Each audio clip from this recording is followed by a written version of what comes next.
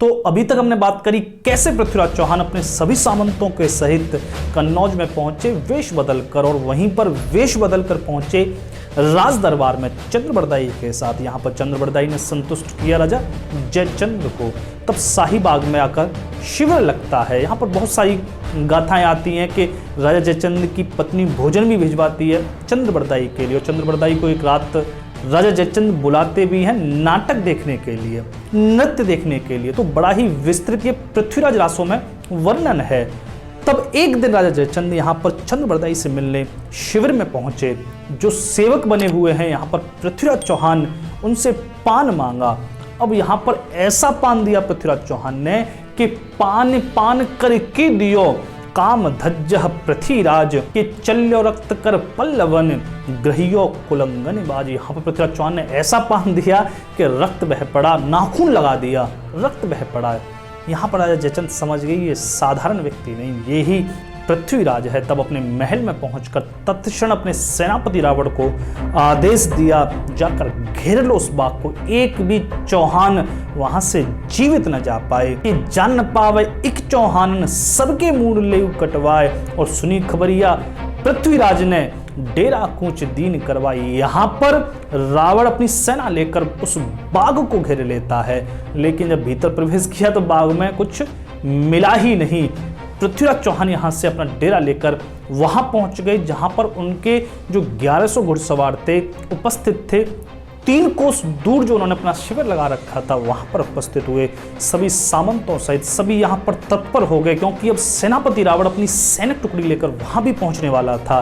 तब यहाँ पर तैयारियां दोनों तरफ से हो गई। सेनापति को ये नहीं पता थी कि कितने चौहान सैनिक हैं, इसलिए एक टुकड़ी के साथ वहां पर पहुंचता है। दोनों तरफ बड़ा भारी द्वंद्व चलने लगा। तो अब यहां पर मैं इस गाथा को संक्षिप्त में बताऊंगा कि सार में क्या हुआ यहां पर, क्योंकि विस्तार तो इसका बहुत ज्यादा है। कभी पांडाल में बैठ के गाथा गाई जाएगी तब इसका विस्तार करना संभव है। क्या हुआ सार में? वहां अब पृथ्वीराज चौहान के साथ सभी सामंत यहाँ रावण की सेना से जूझने लगे, लेकिन रावण को यहाँ पर पता चलने लगा कि चौहान सैनिक संख्या में कम नहीं है, अत्यधिक हैं। रावण यहाँ पर हारने लगा। तब यहाँ पर राजा जयचंद्र पीछे से और सेना भेजते हैं। तो ये सब वर्णन वहां पर आता है। पृथ्वीराज चौहान यहाँ पर एक अचम्मा कर देते हैं। क्या अचम्मा करते हैं कि पृथ्वीराज चौहान के सामंत सभी लड़ रहे हैं, सेना लड़ रही है। लंगरी राय जो उनके एक सामंत थे वो तो 500 सैनिकों को लेकर आगे ही बढ़ गए थे, मतलब घुस गए थे कन्नौज की सेना में, और यहीं पर लंगरी राय वीरगति भी पा जाते हैं। तो इतना भयंकर ये द्वंद्व चल रहा है। यहां पर पृथ्वीराज चौहान अपने सामंतों से बोले कि मैं चलता हूं, आप इस रणभूमि को संभालो, मैं जरा कन्नौज की शोभा देखाऊं। ये सुनकर सभी सामंत सन्न रह गए कि ये कैसी बात कर रहे हैं, यहां पर जीवन और मृत्यु का प्रश्न है और ये नगर की शोभा देखने जा रहे हैं। तब यहां पर कानड़ देव क्रोधित हो जाते हैं कि सम्राट, क्या आप इसी दिन के लिए हमें यहाँ कन्नौज में लाए थे?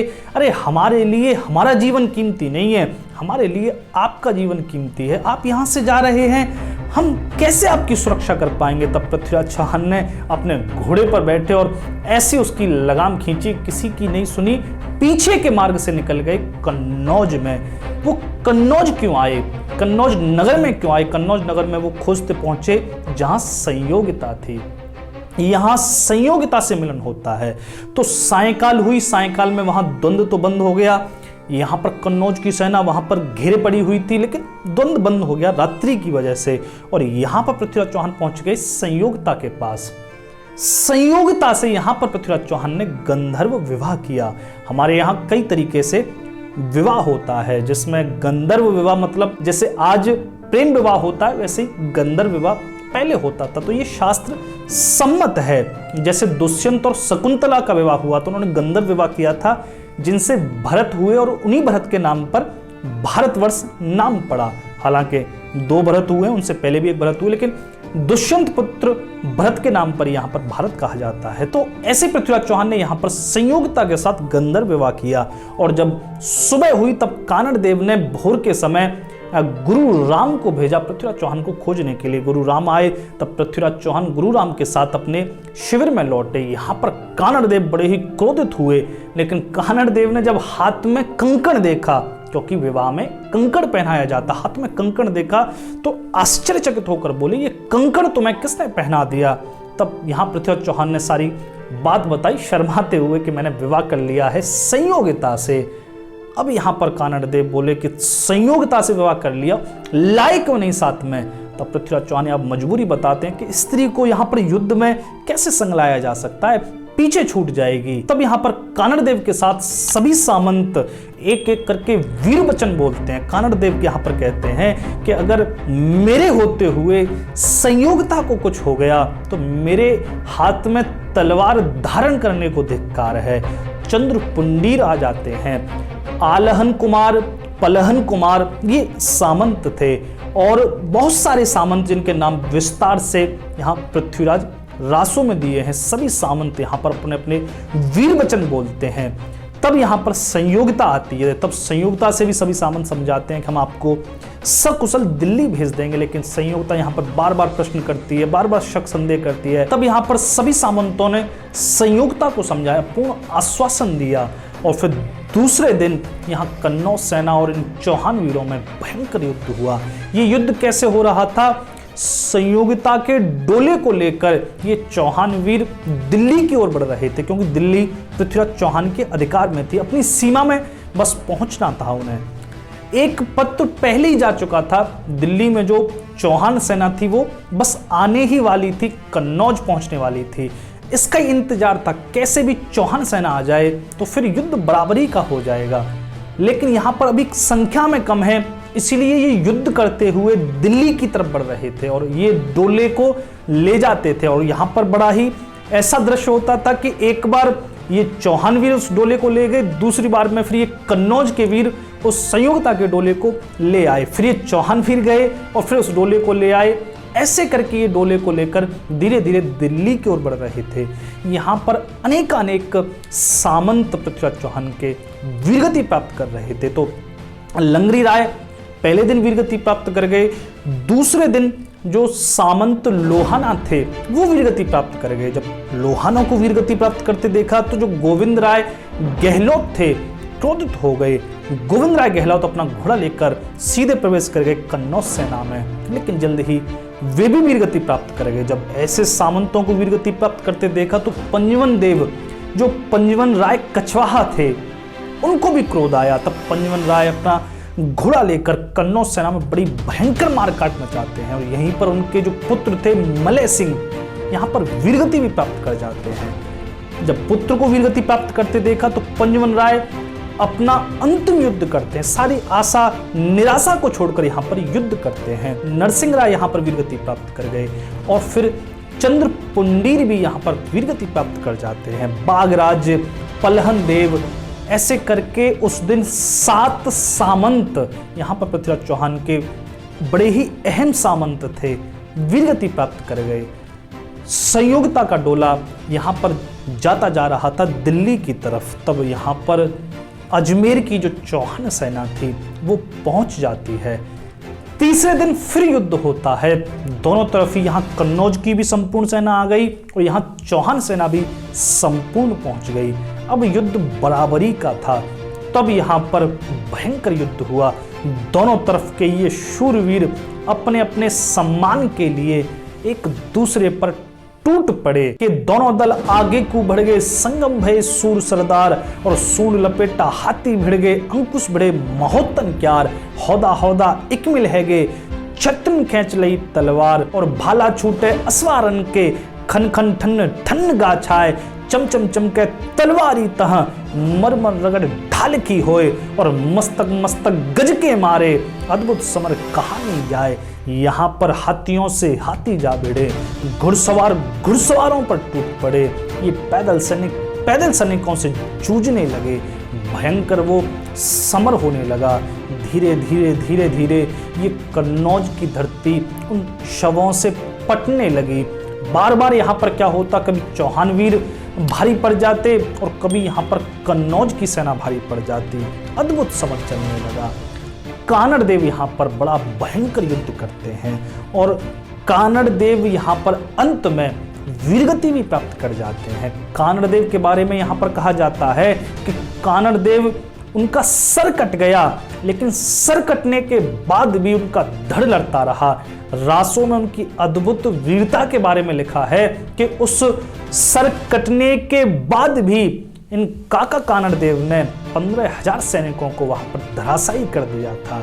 ये शूरवीरता में इनकी चर्चा है। ऐसे ही एक सामंत थे पृथ्वीराज चौहान के अलहन कुमार। ये अलहन कुमार वैसा ही नाम है जैसे आला का था, आला का भी नाम अलहन था, लेकिन वो बदलते बदलते आला हो गया। तो अलहन कुमार जो पृथ्वीराज चौहान के सामंत थे, ऐसे सूरवीर जब पृथ्वीराज चौहान ने अलहन कुमार को आज्ञा दी नी, अलहन ने अपनी गर्दन काट के यहाँ पर पृथ्वीराज चौहान के हाथ में रख दी नी और धड़ जाकर युद्ध करने लगा। तो इसका मतलब ये नहीं कि उन्होंने वास्तव में काट के रख दी नहीं थी, लेकिन रासों में उनके इस वीर रस को ऐसे ही वर्णन किया है कि सर काटकर पृथ्वीराज चौहान को दे गए और स्वयं जाकर धड़ जाकर उनका जूझ गया। इसका मतलब सिर्फ इतना ही है कि वो कैसे शूरवीर थे, उनकी शूरवीरता की उपमा ही नहीं दी जा सकती। तो ऐसे कर करके यहाँ पर कहते हैं कि प्रत्येक एक योजन पर एक सामंत वीरगति प्राप्त कर रहा था। पृथ्वीराज चौहान यहाँ पर बस हतप्रभ होकर देख रहे थे अपने प्रमुख सामंतों को, अपने प्रियजनों को वीरगति प्राप्त करते। यहाँ पर पृथ्वीराज चौहान बड़े ही दुखी भी आपको मिलेंगे। सामंतों ने बहुत हट किया यहाँ पर पृथ्वीराज चौहान को दिल्ली भेजने के लिए कि आप निकल जाइए, लेकिन पृथ्वीराज चौहान ने यहाँ पर अड़ गए, मैं नहीं जाऊंगा, मैं यहाँ पर रणभूमि से पीठ दिखा दूं, ऐसा तो नहीं हो सकता।